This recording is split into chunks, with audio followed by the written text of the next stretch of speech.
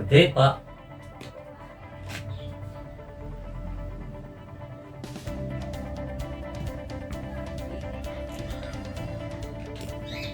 May gera kanina, may gera. Papa kasi na-open niya yung ano, yung pong, ano na ngayon, July 17, 2024. Na-open niya yung, na-open niya yung ano, about sa,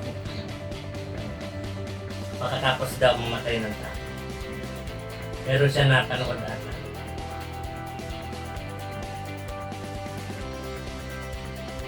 Tapos, basta yun yung pinapaniwalaan ko. Pag ano, ang kapwa, minsan naiinis ako. Pagdating sa, kung mag-aaway-away, no? Natatawa pag hindi naman nag-aaway, no? Tapos, sinasabi yung paniniwala. Pero kung nag-aaway ko, hindi tama, no? Please, huwag po kayong away, no? Lalo na pinag-uusapan ng Biblia. No? Pwede po magsabihan kayo, no? Kung pagkakaintindi nyo. Pero please, ilagay nyo, kung nandun sa kayo sa paniniwala, ilagay nyo po sana sa paniniwala nyo na hindi nyo kaya, hindi nyo kailangan na mag-away. No? Tapos merong ano, hindi maintindihan si Papa ko. Hindi ko naintindihan sinasabi nilang ganyan. Tapos, yung mama ko, ganito yan, sabi ko. Mama, kukulang pa rin yung explanation mo. Hindi, basta ganun yun. Talagang ganun.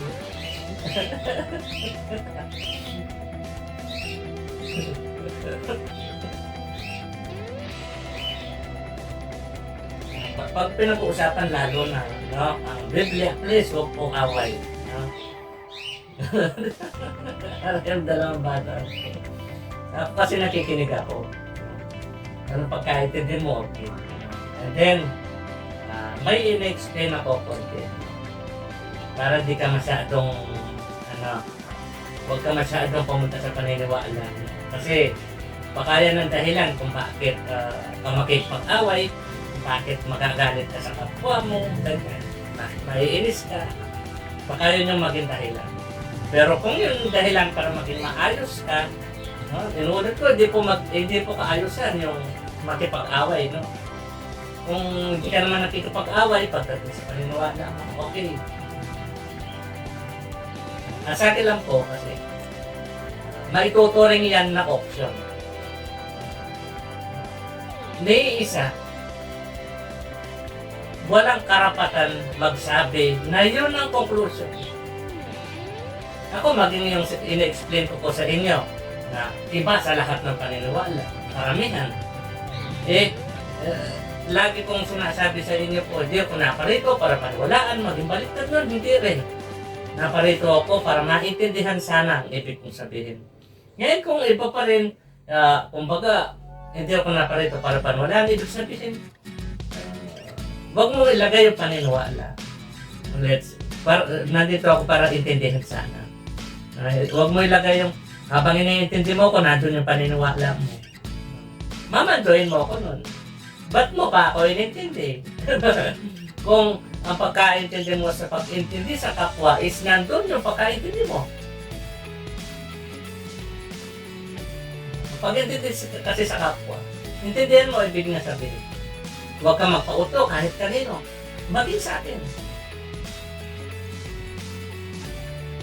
Nahayag ko lang po kung ano yung naintindihan ko.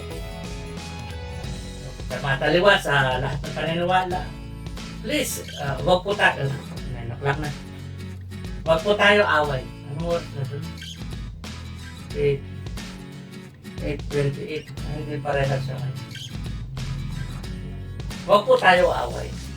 Lalo na pinag-uusapan ng dito.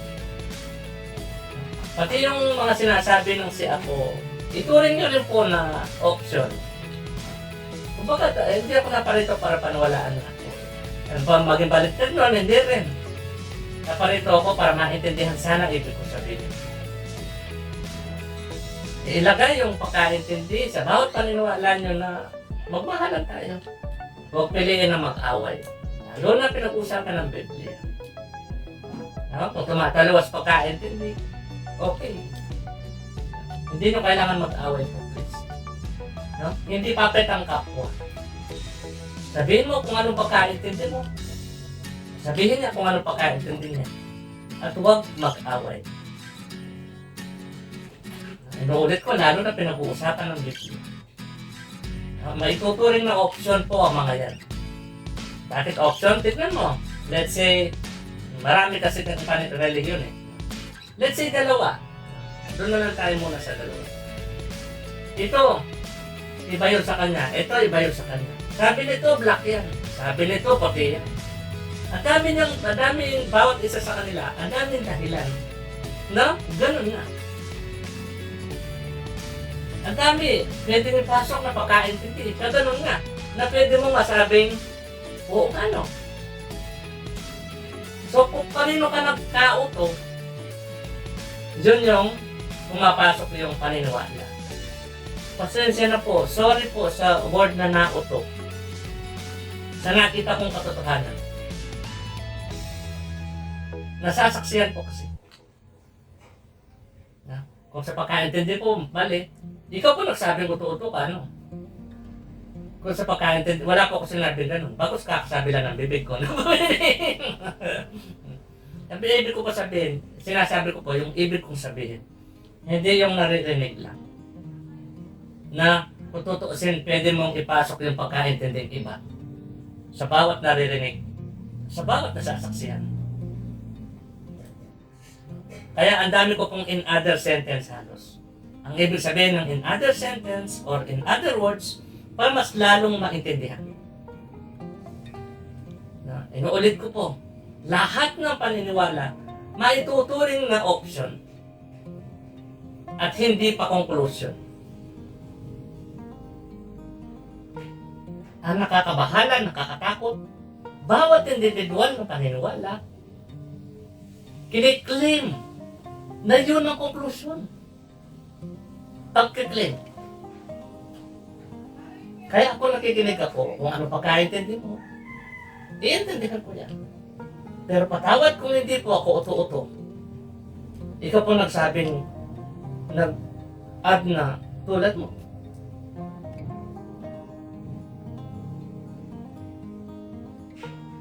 Buuin po natin yung sentence na gusto mo. Hindi po ako uto-utong tulad mo. Ang pangit po, ikaw po naglagay ng ganun pagkaintindi. Kani-kanina lang. Patawad po kung paminsan-minsan o kadalasan nahahayag kung ano ang tunay mong naiintindihan.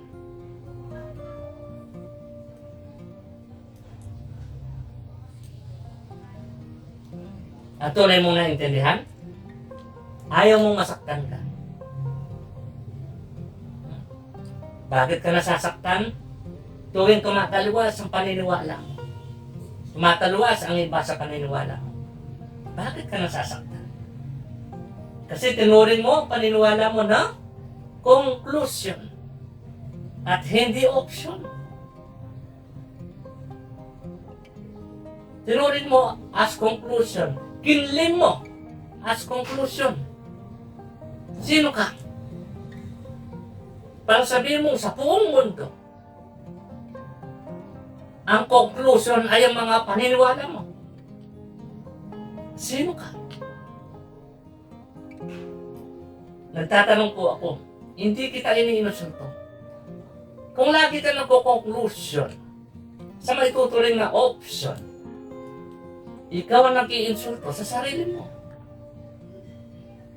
Ilan ang paniniwala sa buong mundo? Hindi po ba maituturing na option ang lahat ng yan?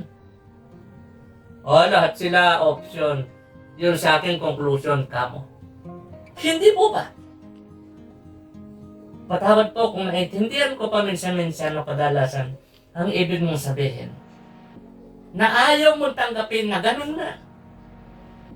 Yung tinatawag nilang truth hurts.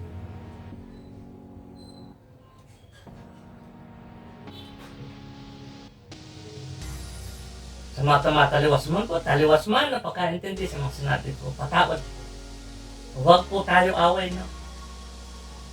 Hindi po ako naparito para paniwalaan. Kung kayo naparito sa mundo para paniwalaan, para gawin yung puppet ang kapwa nyo, na dapat ganito lahat ng pagkaintindi ng tao, lahat ng tao kanyo, kapag tumaliwas sa pagkaintindi mo, ang tinatawag mong puppet mo, galit ka. Gusto mo kasi puppet ang kapwa mo. Dapat lahat ng pagkaintindi mo, ganon ka kamo sa kapwa mo. Kapag tumaliwas ka sa pagkaintindi ko, mali ka. Ginagawang puppet ang kapwa. Gustong maging puppet ang kapwa. Di po ba paniniwala?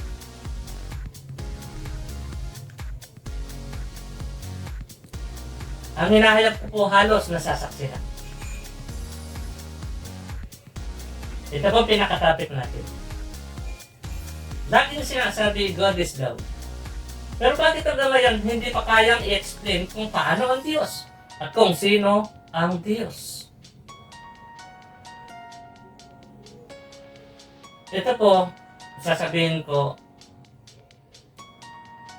literally, kahit pa yung word na specifically, God is love. God is love. Hindi po sinabing God has love.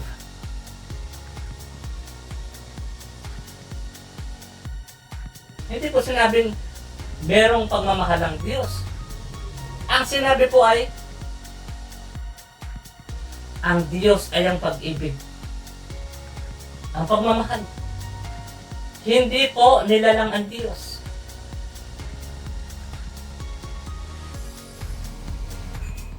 Patawad po sa katotohanang na-explain na sa inyo unti-unti kung ano yung tinatawag niyong katotohanan.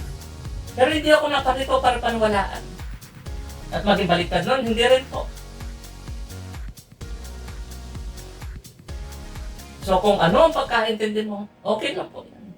Pero please, lagay mo sa paniniwala mo na hindi kailangan makipag-away lalo na pinag-uusapan ng pangalan ng Diyos. Please po. Yan, kung nakipag-away ka pa, gamit ang pangalan ng Diyos, desisyon mo po yan.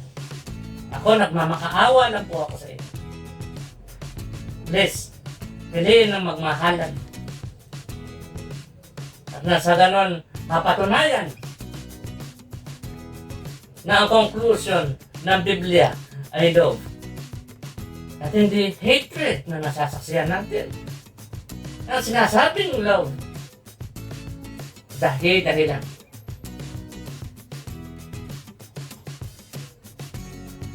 Sabi ko nga po sa inyo,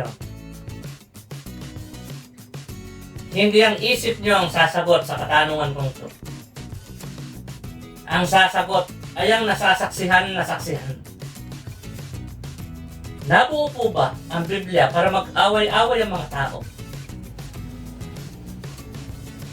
Ang sasagot ang nasasaksihan. At nasaksihan. Hindi ang isip mo ang sasagot. Ng daming dahilan. Para maging tama ang mali. Para maging mali ang tama.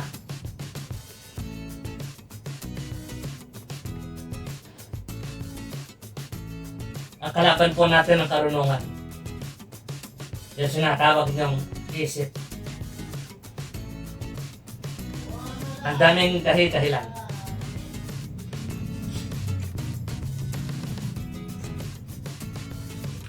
Meron po tayong karunungan. Pero hindi tayo ang karunungan. It means, English syempre Iba po ang kapwa natin. Iba ang karunungan. Meron karunungan ng tao. Hindi mo pwedeng sabihin na merong tao ang karunungan. Pwede mo sabihin pala. Pero, ang pangit pakinggan.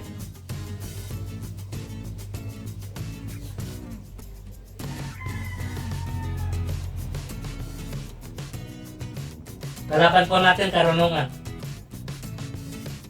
Ang tanda ng pagkasakop sa iyo ng karunungan ay pagmamataas sa kapwa.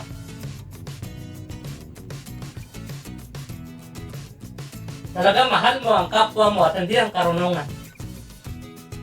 Ano man gawin mali ng kapwa mo, mahal mo pa rin siya.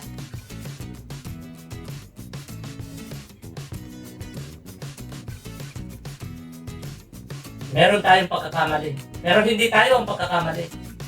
Meron lang. So pag pinag-uusapan ng mali, para matuto lang, para makahanap ng fix, hindi para kalmuhan lalo ang kapwa.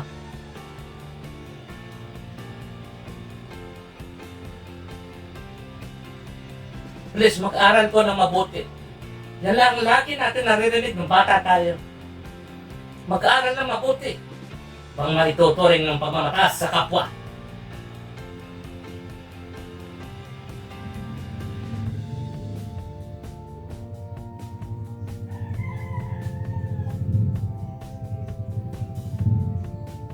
Sa panahon noon, kung ang salita ay mababaw, ang ibig sabihin, malalim ang ibig sabihin. Kung ang salita ay malalim, ang ibig sabihin, mababaw ang ibig sabihin. Sa panahon noon, ang ibig sabihin po ng gold at palasyo, so, mababaw yan, yung salita. Ang ibig sabihin, malalim ang kanyang ibig sabihin. Hindi kasi maipaliwanag sa tao. Ang sobrang sarap, sobrang saya na pagkaramdam. So para maipaliwanag sa tao, saan ka nasisiyahan, nasasarapan? Magbigay pa po tayo ng example. Doon naman tayo sa salitang malalim. Pero ang ibig sabihin talaga ay mababaw. Dalawa po yan. Kasalanan at impyerno. Malalim na salita. Pero ang ibig sabihin talaga niyan ay mababaw lang. Ang ibig sabihin ng kasalanan, mababaw lang. Pagkakamali. Kamalian. Ang ibig sabihin ng impyerno, mababaw lang po. Kahirapan. Paghihirap. Anong tawag kan, Tre? Kapigatian. Parang ganito po yan. Magbigay tayo ng sample na sentence.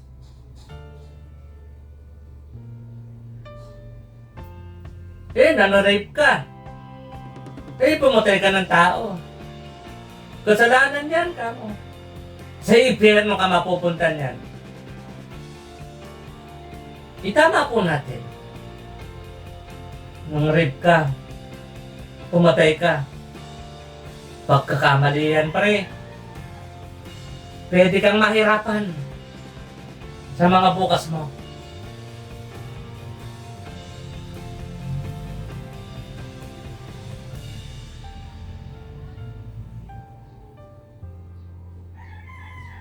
Para maintindihan po niyo po lalo kung ano talaga ang ibig sabihin ng mga salita sa panahon noon. Kapag mababaw ang salita, ibig sabihin malalim ang ibig sabihin. Pag malalim ang salita, ang ibig sabihin mababaw ang ibig sabihin.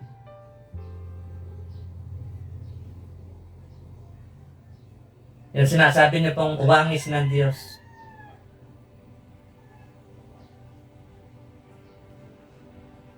Mababaw yun. So ang ibig sabihin, malalim ang ibig sabihin.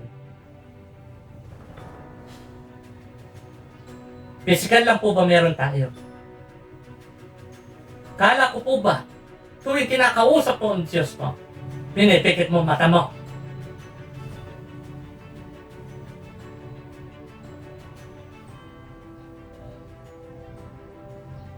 Patawad po sa mga tono kong pangit. Patawad po kung meron din akong pangit na tono tulad mo. Patawad po.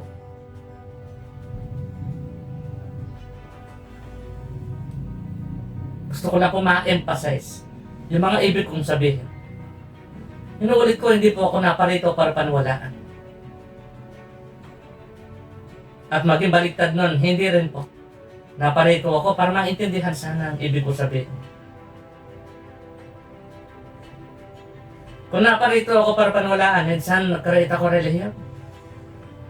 Dahil sa buong mundo, sa lahat ng pagkaintindi, sa lahat ng paniniwala, ibang sinasabi ng pusit na bibig na tao. Ang dandan eh.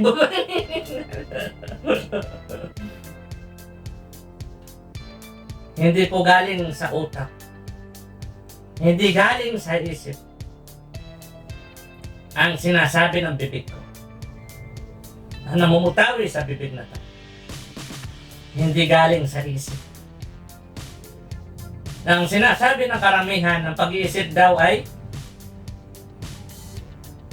naghahanap nga ba ng katotohanan? O naghahanap ng script?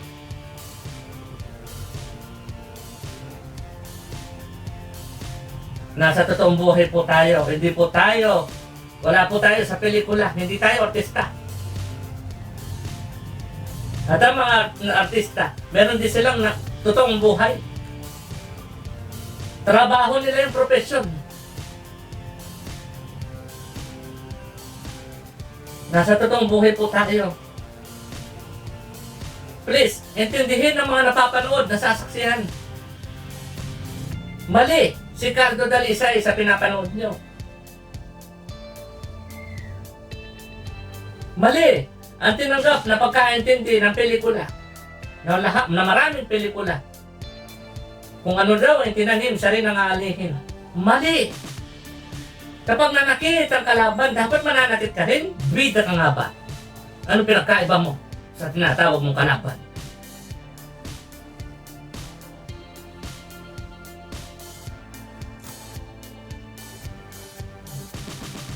Sa totoong buhay po tayo. Please, intindihin bawat nasasaksihan. Sabi ng blackboard. Ang kalaban po natin, ang karunungan. Hindi mga kapwa natin tao. Kapag sumasama ang tingin mo sa kapwa mo, natatalo ka ng karunungan. Kapag pinag-uusapan ang pagkakamali ng kapwa, naghanap tayo ng fix. Pagmamahal sa kapwa. Kapag naghanap ka ng fix. Pero kung pinag-uusapan ng pagkakamali ng kapwa, para lalo mo kasuklaman ng kapwa, ay ibig sabihin nasasakop ka ng karunungan. Hindi ang kapwa mahal mo nun. Ang tinataas mo nun ng karunungan.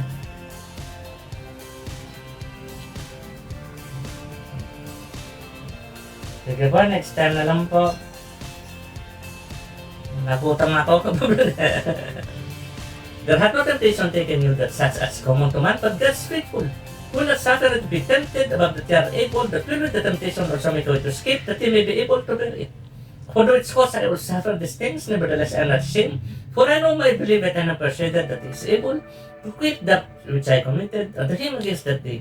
Yea, though I walk through the valley of the shadow of death, I will fear no evil, for thou art with me. Thy rod and thy staff, they comfort me. Thou preparest a table before me in the presence of my enemies. Thou anointest my head with oil, my cup runneth over.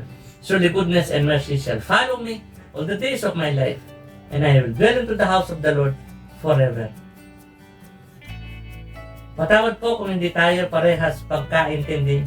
Kadalasan, ang ibig ko pong sabihin sa follow me, hindi po tayo pareho. Ang ibig ko pong sabihin sa follow me is, doon ka rin po, please. Sige po, love you po. Sana po, love mo rin po kami.